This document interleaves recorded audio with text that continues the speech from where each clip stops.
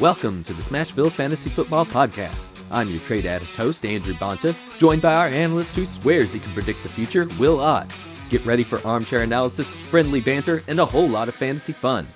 We are here celebrating 10-year history of our Yahoo friends, Smashville Fantasy Football League. This is, I guess, actually our 11th year technically, but we have 10 years in the books. It seems as good a time as any to invest in it more and give people in the league a little more entertainment value, maybe get some more engagement going with the different members, and we'll have a good time doing it too. Maybe also get some smack talk in there, try to amp up the competition. Raise the stakes a little bit. Our league has always been a casual one for fun, so we're not experts by any means. We don't bet any real money on it. I do it to give me a little more interest in the football season. Without it, I don't pay that much attention to football. It helps me be a little more invested in teams that I wouldn't watch otherwise. What about you, Will? I have a long history of playing fantasy football.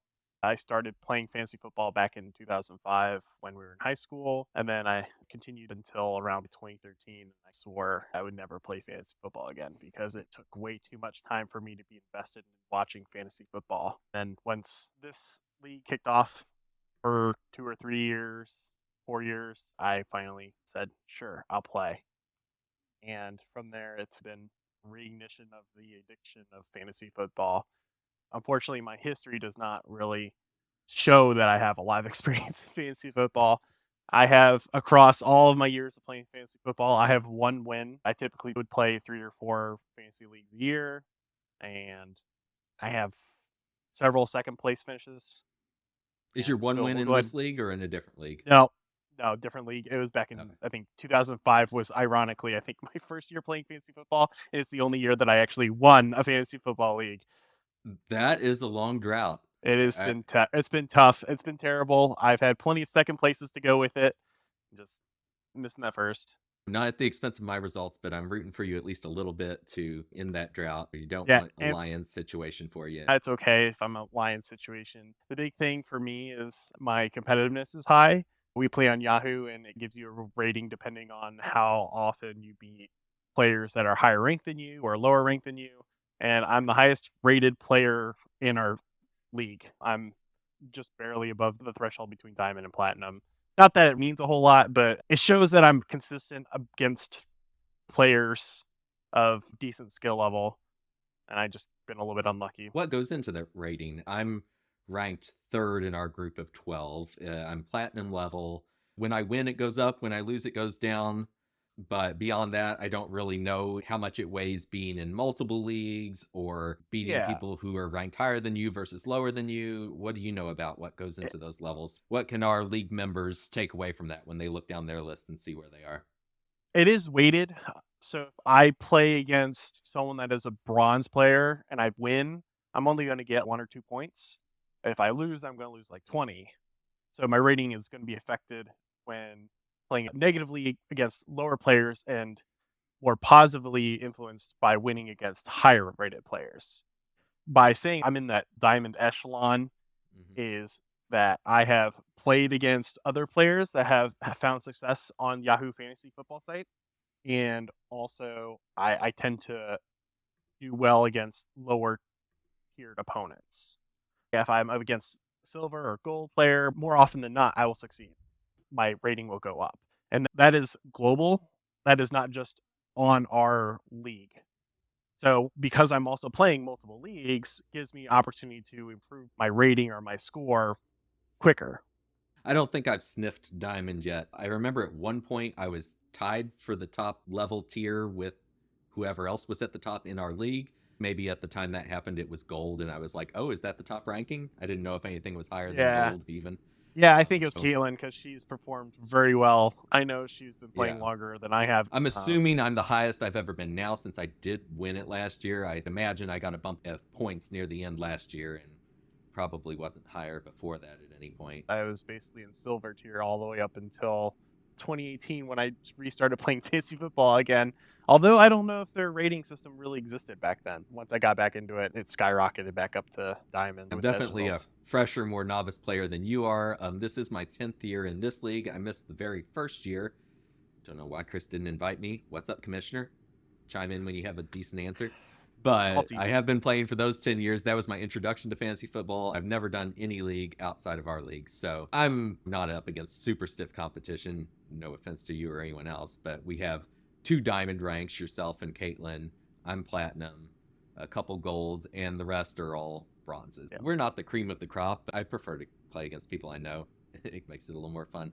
Since we're on the topic of ratings, I think maybe we could switch over to look at the standings and see who has had success over the years. You mentioned that you have not yet got the championship in this league. I got championship last year and actually in 2018. I feel pretty good about that. Even my first year, I somehow blindly stumbled into second place. That's probably incredibly Better lucky. be lucky than good, right? That's why I got my luck jersey. I don't know if you can see it, but started with him. My team name usually changes based on a player that I like that I draft, so it's not always consistent. I was straight out of luck that first year when I got second. Andrew Luck encompasses a lot of what's exciting about fantasy football. It encapsulates what could have been: near misses, heartbreaking injuries. That's fantasy football in a nutshell. Yep. Last year, I won it with my QB and team name Obi-Wan Mahomey. So I think I have a pretty good trend of naming my teams after whichever quarterback I pick up. I was Dak Dynasty before, didn't have any success with Dak Prescott at the lead. I even had Obi-Wan Jacoby Brissett one year where I really scraped the bottom of the barrel on quarterbacks. It's been a mixed bag, but I never finished worse than 9th the year after I got second. But I've done well enough for my expectations, I think. Looking who else has been repeat winner, plays like a girly. Caitlin has had repeat success. Last season, I was talking about how I was always most intimidated to face her. I just felt like she always beat me. And then Chris pulled up the records and was like, no, actually, you've won more often than not. And I just almost didn't believe it because she really does know what she's doing. And she has multiple first places, multiple second places. She's got third place in there. Just glancing at it, she may be the most successful overall if you count all medals. I didn't look at it most recently, but I did look at his stats a lot last year. I think I had the best win percentage across regular season games. Oh, yeah. But when you start including the postseason, that's when her team, I think, beat mine. Not to say that I'm the top challenger, but when it comes to statistics of winning percentage and stuff, that does matter to some degree. Otherwise, you're not going to make playoffs. She just crushes it. She has a team that is more often than not in a position to at least get second or third out of playoffs. Whereas my team, not so much. What people can expect when they watch this is just a close-knit group. There might be some inside jokes and references, so it's not going to be for everyone. It's certainly not for people looking for a very competitive edge. I mean, you might get some of that from Will. I don't want to speak for him, but I'm not going to bring super insightful stuff on players and the latest happenings in the NFL. I'm just going to call it as I see it happening within our league, trying to make it entertaining. We'll have some armchair analysis, average Joe stuff, friendly banter, fantasy tips to the extent I can. I hope we can put out one of these basically every week, highlighting the games coming up and the results of the previous week, how everyone's done, and make it just a little bit more fun for everyone. We'll do a week in review. We'll look at the overall landscape of the league, who's ranked where, who's in danger of missing the playoffs. Will, I'll probably call on you frequently to highlight a player of the week that just balled out. We'll look at roster moves. I'm really into trading and analyzing projections. I don't dare come up with my own projections because I'd just be pulling it out of the bag, but I do accumulate a lot of different fantasy experts' projections, see where I might be able to get an edge by trading one player for another. So I view trading, wheeling and dealing as my specialty. Roster makeup, the portfolio management of players is what I bring to the table. And then we could do fun segments as well. I think people can expect hot takes, bold predictions, non-existent wagers just for pride of total points scored, who's going to win this week. We'll do our best to track some of the streaks that different managers are on in our league. And if we get any people mailing in from our league or commenting, we'll address that too. We might even be able to pull in some guest stars, so to speak. I'm sure we'll get our commissioner Chris on here at some point and get him to talk about things from like a league wide perspective. He has a really good accumulation of data and a Notion spreadsheet that he set up. One thing to note with our league is it is not a quote unquote standard league. We have a different setup when it comes to team rosters. We have 1 quarterback, 2 running backs, 4 wide receiver tight ends, 1 wide receiver tight end flex, kicker, defense, 7 bench, 1 IR. That is quite a bit different than most of the standard leagues that you enter. We also have 12 managers in our league compared to oftentimes 10. I think 10 is more standard. You'll see 8 more often than you'll see 12. So with that number of players required for each position, it gets really different, and I think is also a little bit challenging. It's harder to draw on previous experience of leagues that require a tight end, that require 2 wide receivers, wide receiver running backs. It's not the same layout, so you have to dig deeper into your depth chart, where in most other leagues, your worst wide receiver that starts on an average week won't average less than 10 points. When you all told me that 12-team leagues are not standard at all, I just thought you saw more 14-team leagues even. And I would have never thought there'd be as few as 8. I thought it was like 10 or 12. But you really think you see 8 more often than 12? I think if you hop into a random fantasy league on Yahoo, it tends to be a 10-man league. I think more of the 8 and the 12s tend to be a little bit more custom. I haven't entered any leagues yet this year. I tend to try to wait until after preseason injuries happen before I actually make that commitment. Otherwise, I get burned because someone got injured in a preseason game that was my second wide receiver, and then I get sad. I save myself the heartbreak of early disappointment by giving myself the advantage of doing that and then just get disappointed late in the season instead. Sure. Yeah, it's much better, of course. False hope. But as far as our league, the kind of quirky things about it, I really appreciated when Chris changed the tight end position to a wide receiver tight end flex spot. Do you like that, or do you think it's just kind of a cop out and too easy at that point? I like it because you can just draft a tight end if you really want. But the thing that I do like about it is it spreads out your draft uniquely every single time because everyone's going to have to draft a tight end. So your strategy might be to draft Travis Kelce instead of insert random tight end here. I typically don't like it though because I hate drafting tight ends. You have to be in a really unique situation in our league to want to go with the 6th or 7th best tight end. Also, with 12 managers, requiring a tight end for every single team is absurd There's because just not that you'll many. also want a tight end for the week that they're on bye. When you get down to it, that's going to be 24. Let's say a couple people say, heck with it. I don't really care if I don't have a tight end on my bye because I don't want to draft a second tight end. Yeah. Then maybe you're like 20 out of 32 tight ends. When I say 32, some teams utilize 2 tight end sets more often than others. But at the same time, a lot of those 2 tight end sets are not going to be passing plays. And the only way they make points is by catching the ball.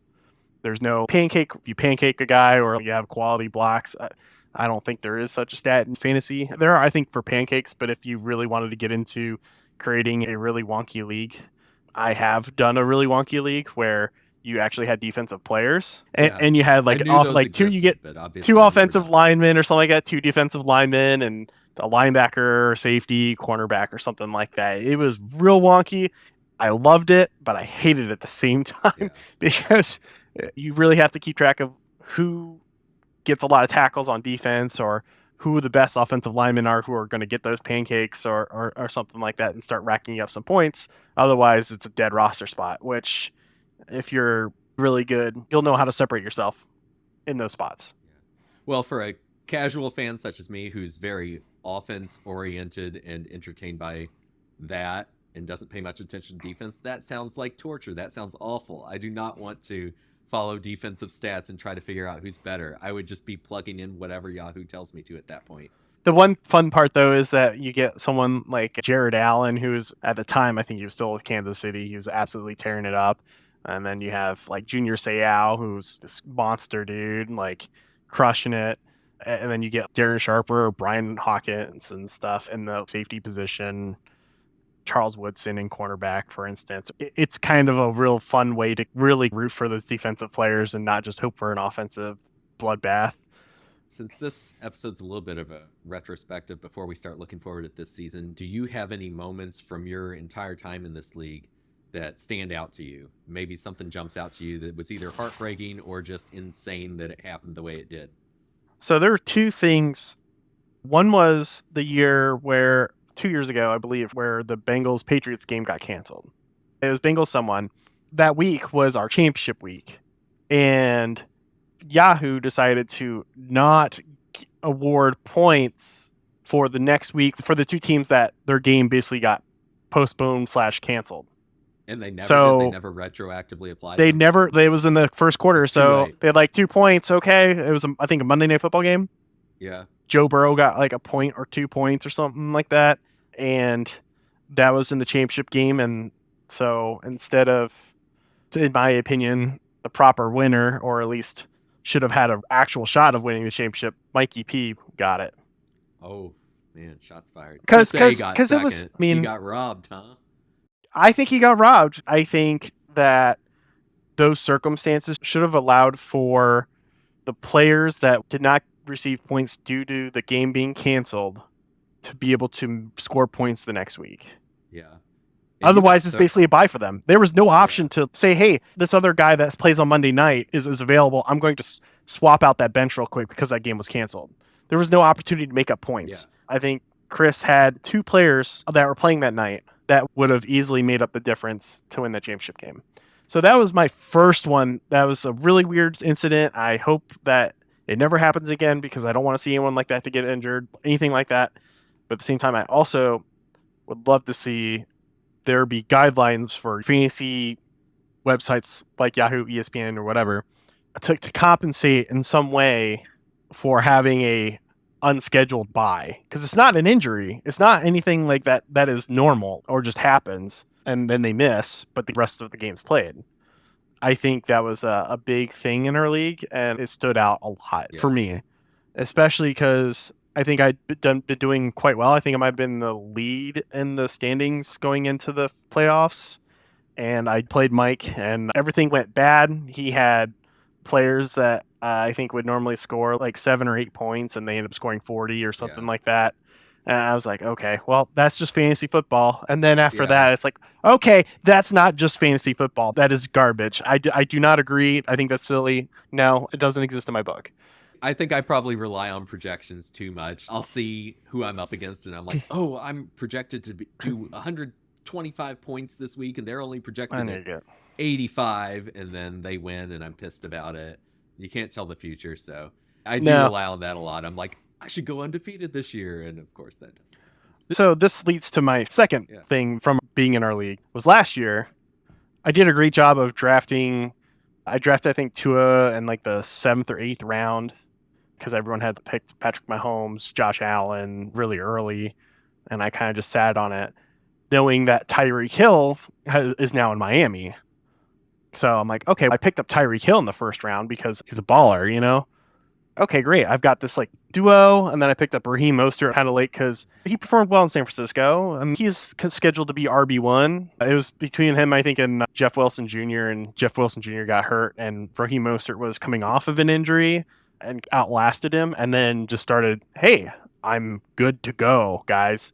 I had Josh Jacobs. I drafted Jonathan Taylor around the same time as I drafted Tua, maybe just after Tua, and he was out for the first 4 games or something like that, knowing that, okay, I've got enough with Josh Jacobs to where I can make it, possibly with Raheem Mostert, and then I can take out Raheem Mostert if he's not performing well and put in Jonathan Taylor, and it go from there. And then I ended up balling out real hard with my team. I scored the most points in our league, and it got me 7th. Wow. That's a tough break. I also had, I think, the most points scored against me, 1579. No, second most points against me. Mike had the most at 1645. Okay. For a good chunk of the season, though, I had the most points scored against me, as well as also having the most points. I went into the postseason of our 12 teams, 8 go to playoffs. I was 9-5, so I was, I think, good for 6th and being seeded, and it just went downhill because Josh Jacobs got hurt.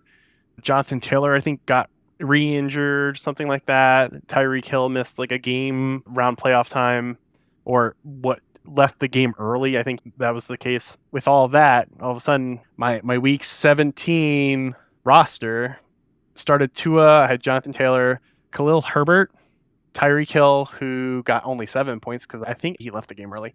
Calvin Ridley, who did nothing. Terry McLaurin, who did actually decent. T. Higgins, the only reason why he's there is because I have no one else to go with. I ended up making a trade for him midway through the season. Dallas Goedert, tight end. Hey, I rarely have one. Raheem Mostert was out. Cortland Sutton was out. Josh Jacobs was out. Chase Brown was out. Zay Jones was out. I think the other big player that I was going to have was I dropped him because he was out for the season. What are you going to do? 9-5 with the most points. 7th place in the playoffs. First place. I did fare much better than you on the points against, which is, of course, entirely against our control. But people only scored 1,468 points against me, and I scored 1,610. So that differential kind of explains why I happen to be champion. Week 5, for instance, I played against Chris, our commissioner. I scored 128.32 points. That's quite respectable. Take a guess how many points he scored. There's been some razor-thin margins. Okay, 128.35. No, 180.37. Oh, I believe that's the most amount of points he's ever. You're just saying bad breaks, because there have been some there, and I remembered one of them involved Chris, where it was, I don't know, it was like 0.01 or just. Oh yeah, it was crazy. Yeah, 0.0 somewhere around there. So it wasn't that one. It was just insane. No, it was just like, how do I got blown out and I scored almost 130 points. How does that happen? That's insane to me. And then large enough sample size, it's gonna happen. It's gonna happen, but I mean, it still mystifies me. That stuff like really mystifies me. Zach Moss and DJ Moore, I think, combined for a total of 78 points plus Jalen Hurts, which is basically another 30. And then I had Raheem Mostert, who scored 13.8, but his backup, Ashane, scored 23.5. Yeah. Okay. All right. I mean, I guess when that happens, that's just fantasy really football. Angry. Yeah. I just get mad, but it's just fantasy football. Yeah. Like, really, this guy scored 40 points when I had you dead to rights. It's Monday night, and this whatever guy goes off for 40. I'm just like, what the heck? The fantasy gods are spitting on me right now. I believe that was also the first time that our commissioner has beaten me in fantasy football since I joined. Oh, yeah? I think I had a perfect 8-0 record or something like that, because he made like a type up. Basically, he started trying to do a type up of the week's matchups and things to note from the stats. And I believe it was that time. It was like, hey, I finally beat Will. Like, yep, yeah, it was not close. And then he ended up beating me again. So I went from having a perfect record to going 0-2 in the season. And that was real fast. It feels bad time. Fast. Life comes Reality hits you hard, bro. Reality hits you hard, bro. Despite the end result, you had a solid team. What are you looking to recreate from last year? This year, what are you looking to change as far as draft strategy, season management? What worked? Nothing. And what didn't work? I think everything worked except for injuries, and a lot of that was like Josh Jacobs. Yeah, he gets injured. He's gotten injured a few times, but when it's happened or the likelihood of it happening is okay. Well, it's worth the risk. It's worth taking him for the risk. Because it's like, hey, what if he gets injured week 17 of the regular season? Our season's over by then, so you just gotta go for it and hope for the best. I did a good job of picking up Jonathan Taylor later, and so I had a quality starter. Wasn't a premier pick because he was out for the first 4 weeks. When you put up the most points in the fantasy league, you just say, okay, I would love to redo the exact same thing and just run it back. But the problem is that's going to be really hard because Tua is now, I think, on everyone's radar. Yes. Definitely. So now it's, okay, how do I, with my drafting strategy where I kind of draft QBs typically round 8 or 9, or maybe even later, depending on who's available. If literally everyone's taken their primary quarterback and a lot of them their secondary quarterback, why do I want to pick a quarterback? The quality doesn't change much between me picking one in round 10 versus round 13. No. I think if you don't get those first 5 or so, I'm content in waiting at least. And this is coming from someone who last year picked up Patrick Mahomes first round, which I would normally get quarterbacks, quote unquote, too early, as far as like good advice would go, but I'd never been that early. You know, at least I got who was like considered a premier quarterback. He had more of a pedestrian year for him, but I did win the championship. At times it was in spite of his performance being just average, and I wish I could have his pick back. I'm not looking to recreate that and get the top guy unless he goes later than I expect. Certainly not in the first couple. Yeah, and I think the big thing too is they had a weird team. Something wasn't quite right with that team, the Kansas City team. Yeah. I don't necessarily anticipate him having the bad start that he had last year. Would I take him in the first round? No. Would I expect someone in our league to take him the first round this year? Yes. Oh, yeah. Will I be surprised at that? Have multiple quarterbacks gone in our league. Yeah, I think Josh Allen, is probably going to be, I don't know if it's Sean McDermott or if it's Josh Allen or missing Stephon Diggs. Like, what is going on with the Buffalo Bills offense? I'm kind of not expecting Patrick Mahomes to make it close to round 7, which would probably be the earliest I would really want to take a quarterback now. I might take one earlier, but it's not my initial goal. And then try to stay away from Josh Allen, which really, that's interesting. I don't see.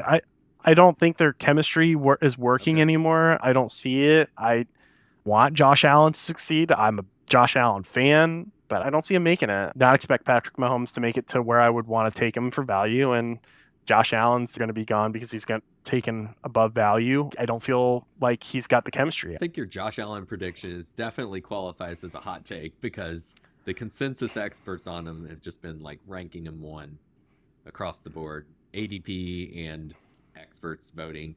I'm not saying you're wrong at all. I think you do have to put yourself out there and make different predictions. If you only follow what the rankings say, you're going to limit yourself. You're going to cap your performance to be, okay, you'll make the playoffs, but you're not going to probably win a championship because you're playing how everyone else plays if you just play the rankings game. Yeah, you have to differentiate yourself somehow. And anticipate injuries or style changes for a team. And that's, I think, one of the harder things to do.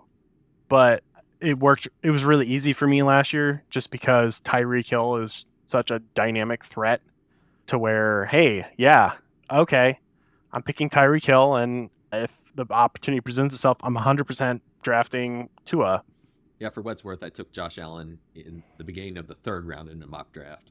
But that was the absolute earliest I would take any quarterback, and it wasn't my plan going in. I'm hoping that I wait. I'm going to try to wait into the later rounds to do it because there's so many wide receivers and running backs that I want to get first in general.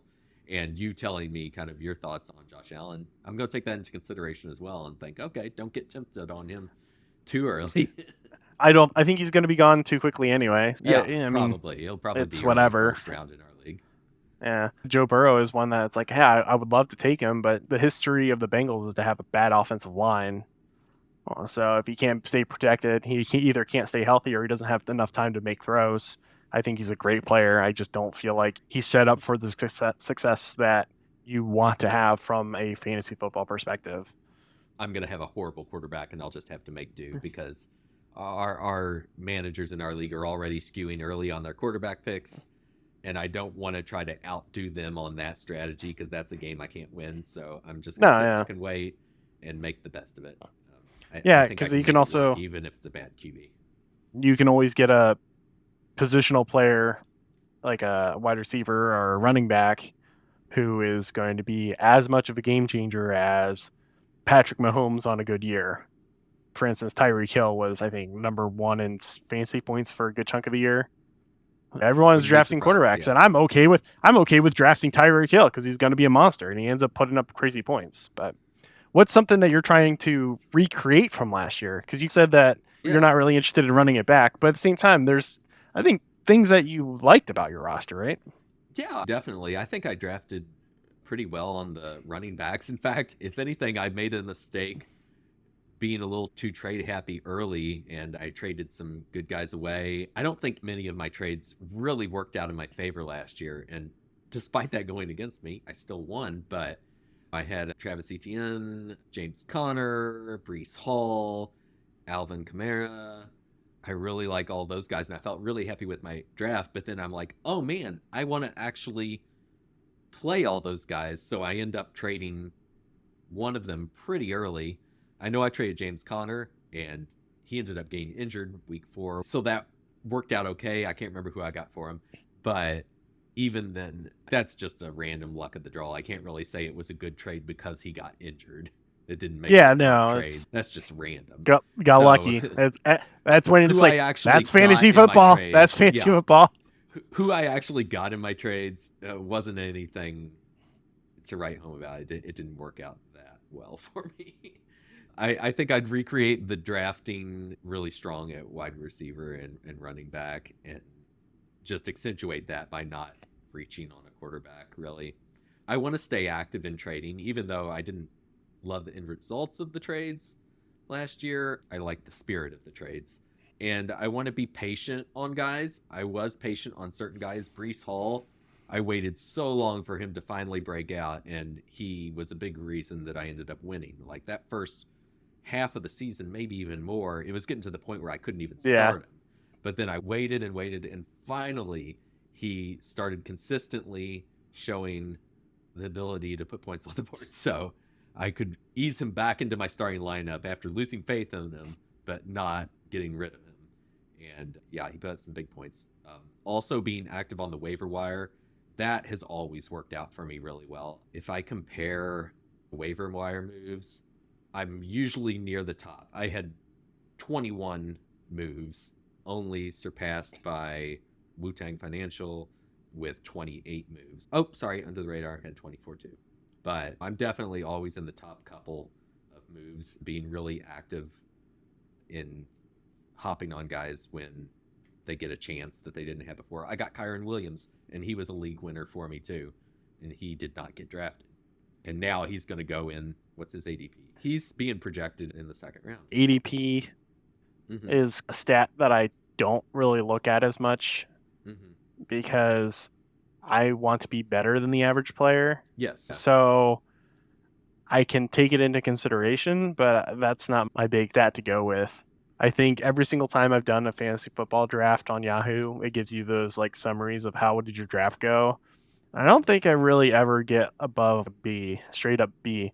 Like, I don't think I get any B pluses or anything like that. But more often than not, I'm in the playoffs in a 10-man league where there's only 4 that go to the playoffs. I don't care about what my rating is for the draft. It's fun to look at. Don't get me wrong. I love to look at it and be like, oh, man. But at the same time, we'll see how this rating actually matters in the end. Yeah, I think not too much. My ratings have been over the place. I think last year was actually one of my best rated ones. I think you were second. Earlier. It gave me a high rating, definitely an A something. I think it was funny because Chris, I think, got number 1. Yes, Chris. I was going to bring that up too. We've joked before about how Chris is like almost always the highest ranked draft. You won the draft. You get a little Yahoo medal award for that. But it doesn't mean too much. And you know why I think he wins the draft? Because he just looks at average draft position. Took this guy that's picked 34 and he picked the guy that's 38. I'm going to be like, all right, I'm going to pick the guy that's 33 because he left it open. The same system that's recommending guys to you during the draft is the system that awards you for doing well on the draft. So, of course, that's going to be weighted for following that advice. So I don't follow that advice too much at all unless I just don't know who to pick. Since we did start mentioning ADP, do you have any ADP rankings you can pull up? Any guys that you think are ridiculously overranked or underranked at where they're being drafted? I'm concerned that Breece Hall is overranked or Bijan Robinson. Yeah, I like Bijan. I had him in another league, and I liked him, but at the same time, I'm skeptical. So I'm skeptical of those two guys. RB3. They've been swapping depending on the day, I think, but they're RB2 and RB3. And yeah, Breece Hall showed he's capable in the last half of the season, maybe fourth of the season. But I don't know if that's enough. Do you think that's reflective of just misjudging them, or is it showing we have a weaker running back class this year? Part of the problem, too, is across, I believe, I was reading some experts, I think, talk about fantasy football across the board, and it seems to be long, like old story of you want to draft a strong running back first round. Mm-hmm. That was the big thing when I started playing fantasy football, and I think even up to the last 3 years, even like outside of our league, is hey, you should be drafting a good running back first round. If you're pick 9 or 10 of your draft, then yeah, you might skirt around that and go double wide receiver when it snakes back around. But you don't really. Let me see if I can pull up the draft results for our round. Yeah, our league. Yeah. So we had Justin Jefferson, Christian McCaffrey, Jamar Chase, Patrick Mahomes, Josh Allen, Austin Eckler, Tyreek Hill, Nick Chubb, Stephon Diggs, Cooper Kupp, Saquon Barkley, Travis Kelce. So I would say at least 8 or 9 of those picks are reasonable to be in the first round. Christian McCaffrey, yeah, cool. But I mean, it's still, is it not still Christian McCaffrey and everyone else? Until something else proves you different. Yeah. Pretty much most of last season, the two leaders of the fantasy football points were Tyreek Hill and Christian McCaffrey. Typically, the top 3 or 4 point scorers in fantasy football are running backs. Yeah, in the past. I agree with that. And now ADP has often reflected that too. And I'm looking at this year, and I'm seeing a lot of the wide receivers leapfrog into above those 2nd, 3rd, 4th, 5th running backs. McCaffrey's still up there, but Breece Hall and Bijan Robinson are 5 and 6 at what I'm looking at right now. I think normally you'd see the 2nd and 3rd running backs a little bit higher. And I think must be less confidence in the running backs this year. I don't feel super confident about guys like Saquon Barkley and Travis Etienne. Injury prone. Yeah. Travis Etienne, I'd be more confident in Travis, but at all. I'd feel okay about Travis late 2nd round, but he's being drafted 16th. I feel a little nervous about that. I've had him on my team several years, I think. I think so, yeah. And it's been mixed for me. I think the big thing too is stylistically, the league is geared more towards having more rotation in their running backs. So you're not going to have one workhorse and then a 3rd down or like every other. You'll see more swapping in on 2nd down. Yes. Or certain situations, the game tends to be more passing. You're going to see them touch the ball less, or you're going to see wide 3rd down backs score more points. Because on passing downs, they're like, okay, we're 3rd and 13. We're going to run a screen to our 3rd down back who we don't want him to get injured. But at the same time, he's not Christian McCaffrey getting injured. You know what I mean? Yeah. If something like that were to happen. I think we're seeing something like that happen more often. Yeah. And so it's less likely that the primary back is going to be receiving points unless your system is geared towards more grindy run the ball offense. Also, when you're seeing quarterbacks running the ball, Lamar Jackson, Jalen Hurts obviously are probably the 2 biggest ones. And then you're going to see Patrick Mahomes. He's not the same as Jalen Hurts or Lamar Jackson, but he can move the ball. Josh Allen can move the ball. Yeah, yes. He's not Peyton Manning. Right. Hey, he's more mobile than Manning run touchdowns. And it was. I get your point. Oh my gosh, I remember. I remember, and I was just like, "Oh my gosh, I'm literally going to time or." Close yeah. He did the naked boot. He did like a naked bootleg, and ran it 40 yards for a touchdown. And I'm just like, man, is this guy ever going to make it to the end zone? Is someone going to die trying to watch this happen? It was quite disgusting. But like, I put them. Disgusting. Yeah, it depends on who you are. If you're a fan of football, that was disgusting. If you're a fan of the Colts, it was amazing. So yeah, exactly. I get it. Having Purdue roots, I always want to compare to Drew Brees, but I would put them more mobile than Drew Brees. And Drew Brees he wouldn't run the ball, but at the same time, if the position, the time called for it, he would do the best with his legs, and he would be hit and he'd be flipped around upside down. But it happens. There's going to vulture touchdowns from the running backs more than historically, so that makes it a little tougher for the running backs too.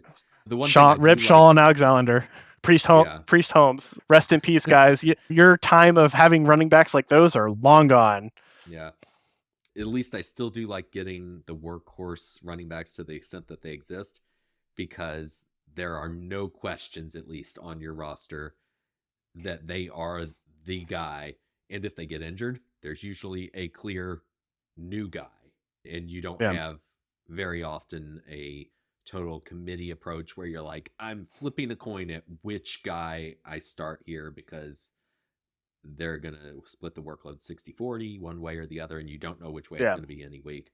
I very much like getting McCaffrey, and then He's got the target on his chest, on his back, on his feet. He's got like he's puts on his shoelaces, and they're different colors, and they've got a target on there. But like, you want to find these cleats. And then I'll get Mitchell for if and when he gets injured. And as far as I know, there's not a question at who's coming in if he gets injured. Man, Same Debo, thing with Derrick Henry. just put Debo in the backfield.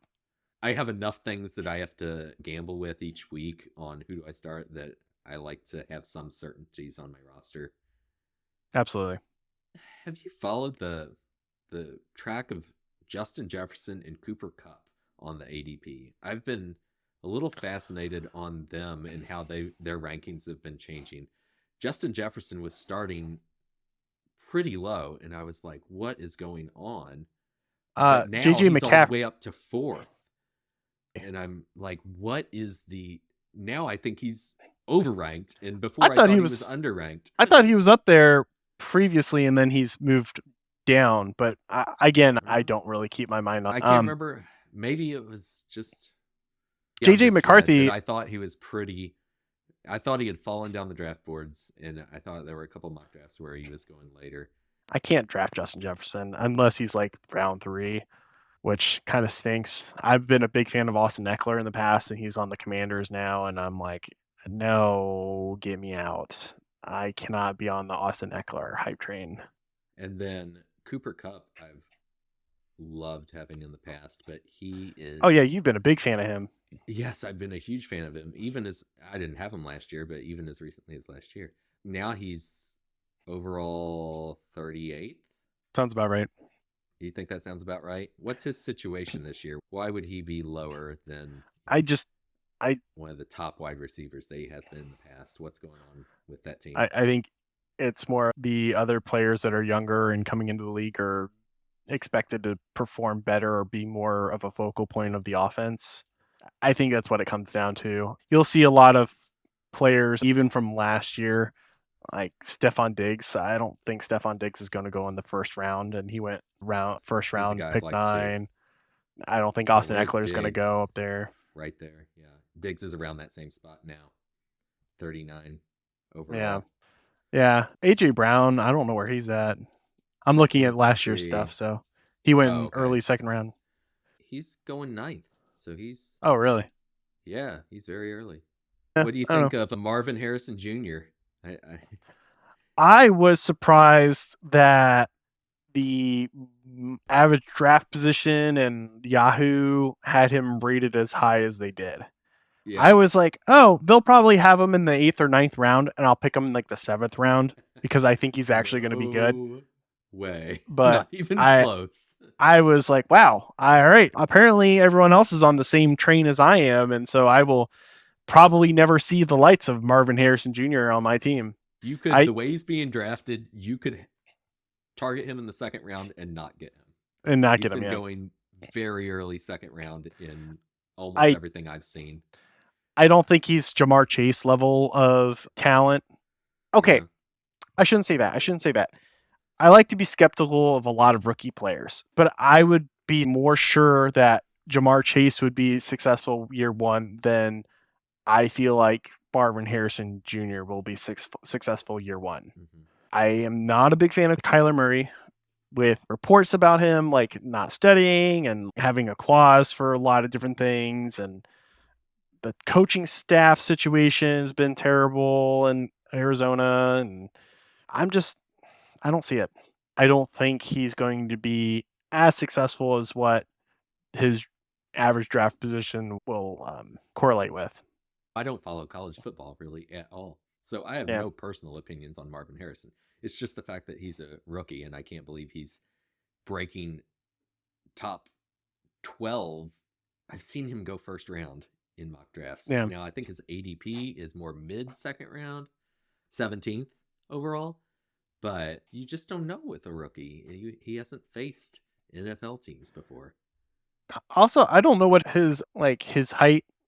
How tall is he? Like, how tall is he? How fast? What was his 40 time? He's 6'4". Oh, okay. I get it. Does that change things? What was his? Yeah, I thought he was Yeah. shorter because I think Jamar Chase is like 6'1" or 6'2". 4'6". Oh, Jamar Chase is 6 foot. I know for a while, wide receivers were not really typically above 6 foot or 6'1". So having a taller wide receiver is a luxury that you aren't really used to seeing much in the past because a lot of the corners end up being like 5'10", 5'11". So if you have a guy that's 5'11", you're going against a guy that's 6'4".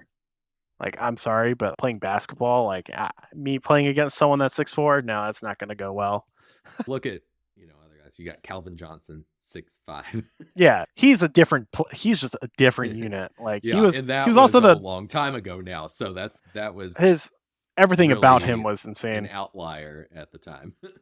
Yeah, if he didn't retire early, he might be considered one of the most insane wide receiver in terms of being an athlete.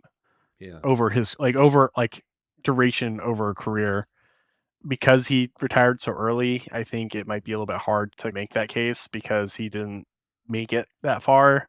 Yeah. I remember seeing him and being a Green Bay Packers fan and playing against the Detroit Lions twice a year. I was going to say at least twice a year. I'm like, no, it was twice a year because they're not going to the playoffs. Or at least we're not both going to the playoffs. That's neither here nor there. Like, the size of his hands were insane. Mm-hmm. His ability to just make one-handed grabs, just be able to go up for the ball with the vertical leap, and he had the speed to go with it.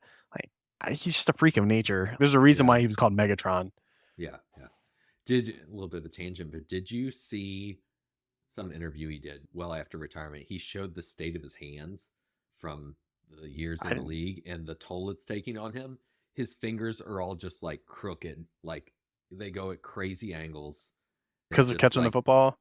I'm not sure if they're specific injuries or what, but he was just talking about, he can't. It really just did a number on his hands. I don't know if that's just from catching or from colliding with guys or what, but it looks like every finger is broken at a ridiculous angle, and maybe they were at one point, and that's why it's like it. But yeah, it's pretty insane. I'll have to look that up. Yeah. Yeah. Wow. That is pretty you see pretty wicked. Yeah, it's like a good 30-degree angle off. And it makes sense from catching the ball. Wiggle a pinky completely. It looks like double jointed, but I don't necessarily think he's double jointed. I think that's just the injuries. Yeah, it could be like injury, but also I could see him because like when you're going to practice and stuff, like it doesn't make sense. I don't know. It seems like an unnatural angle. I don't know. Yeah, I'm just trying to think of like how did he. I could understand like the index finger because when you're catching the ball, you're like this, but then like he's got like the pinky and the ring finger, and I'm like, wait, like how do you get that from?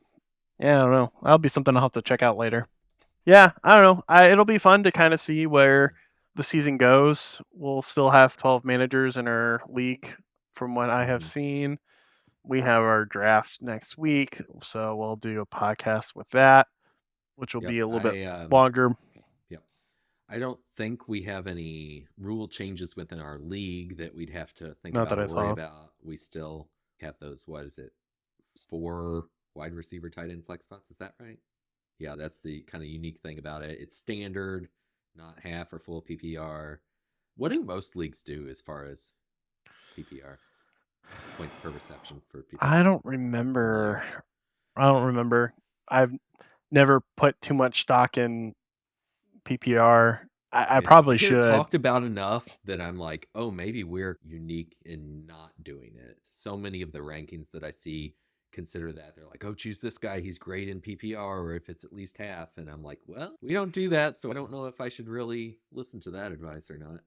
Yeah, it's difficult too because every given Sunday is a little bit different. Depends on what the team's game plan is, what the team's defense's game plan is. So if they have a really great corner, then, they still might get a bunch of yards, but it might only be off of 1 or 2 receptions or something like that. I don't know. I've never put too much stock in PPR. I've been more focused on, hey, who's going to get consistent yardage? Because if they average 100 yards per game, that's isn't that like 10 points or something like that in our league? Yeah, I think it is in our league. 10 points from a wide receiver just off of yardage is pretty good. And then, hey, off chance to get a touchdown. Hey, now you've got 16 points. You're beating me out. Like the typical guesstimate that Yahoo tends to give you for trying to leverage your matchup. So, little off topic, but just crossed my mind. Do you like or avoid pairing quarterback wide receiver combos on your team? I don't really care one way or the other. You don't care one way or another. No. Like it's a feast or famine sort of thing. If they're connecting, then you're like have a chance to break records with your point totals. But then if they have a bad day, you're losing that week. So yeah, I mean, I had three Dolphins players. But I was 3 Dolphins players last year, and it just happened to work out that way. I drafted Tua in round 9, Raheem Mostert in round 10, Tyreek Hill round 1. All these players and stuff were available for the whole draft. Okay, well, it's time for me to take a quarterback. What's like the best available? I guess it's Tua, and we'll go with it. And I'm happy with that. I'm not going to complain about it. And then Raheem Mostert, I was not anticipating him to be as good as he was last year. And so I picked him round 10 as, hey, he's going to just fill the third, like that wide receiver tight end flex spot if necessary until Jonathan Taylor gets back. And then he ends up lighting up. I'm like, okay, cool. He's going to be part of my start. Okay, we got Raheem Mostert, we've got Josh Jacobs, and we have Jonathan Taylor as my big 3. Then you have Tyreek Hill on top of that. Who's going to complain? Yeah, that's solid. After seeing that, dude, I don't know who screwed up this league. Don't mind if I do. Yeah, I'm the same way. I don't care if I'm heavy on guys from the same team. If they all have the same bye week. I think there's too many moving parts by the time I get to bye weeks to try to forecast if that's going to even be an issue. I mean, maybe I don't even care if it is. Will be injured, and if it is, it's 1 week. Get it out of the way. Rip the Band-Aid off. Yeah, I almost prefer like most of my guys on 1 bye week because I don't have to try to transition. Okay, I have to manipulate what position I need to cut someone in order to make room for this other person who's going to fill the void of this person who's on bye. It makes things simpler in my brain. Also, the goal is not to go undefeated. It's to, first of all, make playoffs. And so if I say, hey, I have a guaranteed, in theory, if everyone no one got injured, I have the same team all but 1 week. That's kind of what you want, right? Yeah. Because then you're putting the opportunity to win all but 1 game equally, theory, rather whereas if you spread it off over a course of multiple weeks, then you're only sending 90% of your team in across rather be your best 90% of the time rather than be 90% of your best all the time. That makes sense. Yeah, exactly. Because honestly, we have so many playoff spots and stuff available too where it doesn't really affect me that much, or I don't think it affects me that much. In a 4-person league, you can't really in a 4-person playoff in a 10-person league, that can screw you up real big. You can be like, okay, well, I've got everyone on bye. I'm literally now 1 game behind everyone else, and my team is not quite functioning the way I was hoping it would. So I'm kind of screwed. But with my team last year, I'm sorry, it hurts. It hurts a lot because you made the playoffs, though, right? I made the playoffs, but I finished in 7th. 7th, yeah. Okay, that's what I was thinking. It makes me question fantasy football. Again, that's fantasy football.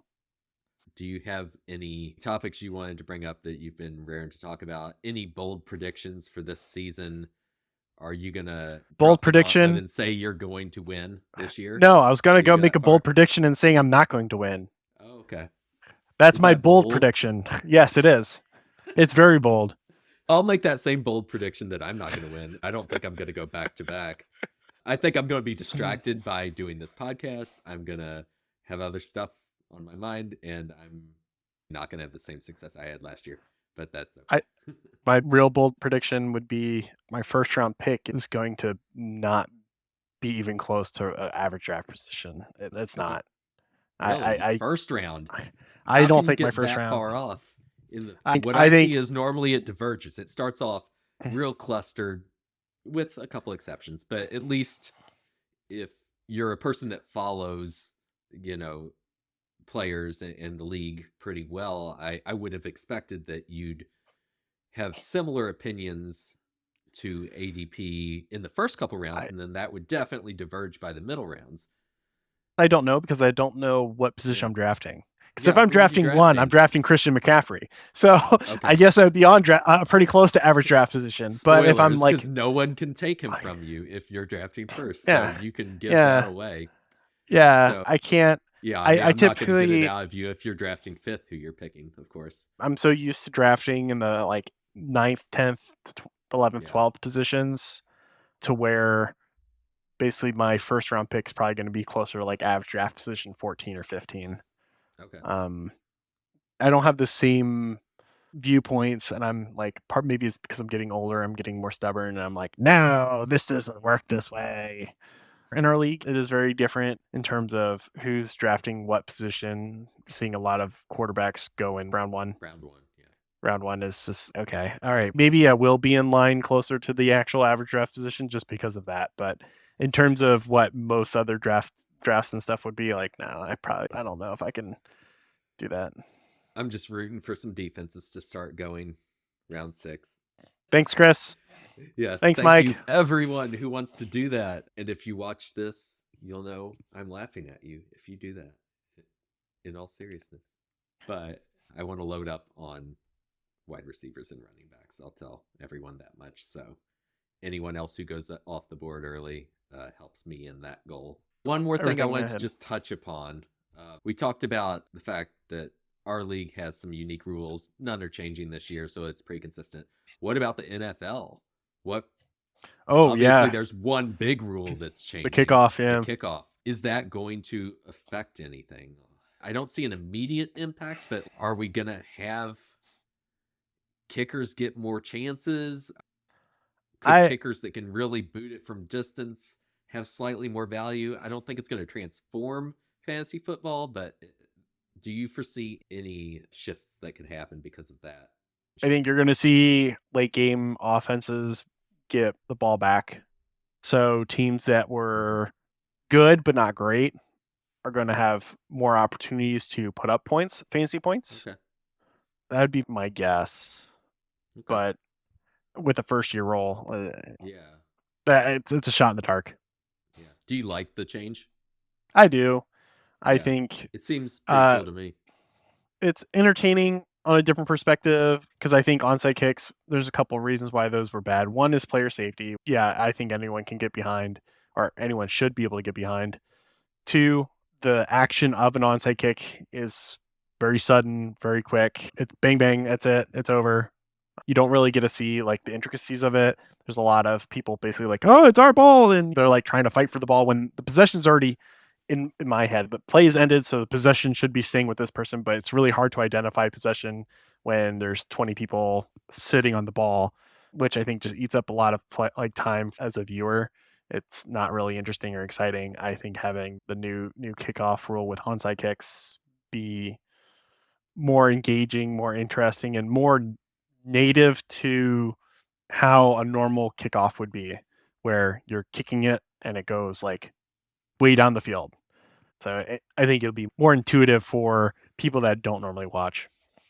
I will be a little sad that you missed that just kind of random chaos that was entertaining on the onside kick. Yeah, because overall, I think it's a positive change for sure. Like one of the more interesting onside kicks was coming out of halftime at the Super Bowl between New Orleans and Indianapolis. That was like, wow, that was really cool and like spontaneous. And then I know there's been at least Pat McAfee had a onside kick where he just kicked it straight forward and basically recovered his own onside kick. I believe that was Pat. Atlanta Falcons kicker, I don't remember his first name, but Koo. He even developed like his own way of Young Ho Koo. Like he developed like this maybe he didn't specifically develop it, Sure. but he was like one of the first ones to actually implement this into his onside kicks in a game of kicking the ball instead of like end over end, like kicking to where it bounces really different and weird. And I was excited to see that. Sad that that mastery or that element of, hey, let's develop something new kind of dies. So there, with the new setup, there'd really be no way to disguise. And No, they have, I believe they have to right? declare it. Yeah. So And it has to, I think it has to be in the they'll fourth know quarter. it's coming. You'll Yeah. still see it because sometimes teams have no choice. It's their Yeah. last chance. But yeah, there's But really like not that's gonna be where it's now. like, hey, you know it's coming. We're going to really watch this happen. But I think it's 93% is recovered by the team that is receiving the ball. Yeah. So I think we're going to see that number be closer to 20% goes to the team that was trying to recover the onside kick or get the ball back. As much as I hate giving the team that's behind a chance, like more of a chance than they deserve, because the team that has the advantage worked for that advantage, I also think it's more interesting from the game, and it's still a low percentage like dealio. And I also think it's going to really make a lot of kickers money. They'll now Yeah. be like, hey, I have a special skill now, and this Yeah, as matters a lot opposed to- more. It went the opposite direction. Like you thought maybe kickers were going to be obsolete in a way. Yeah.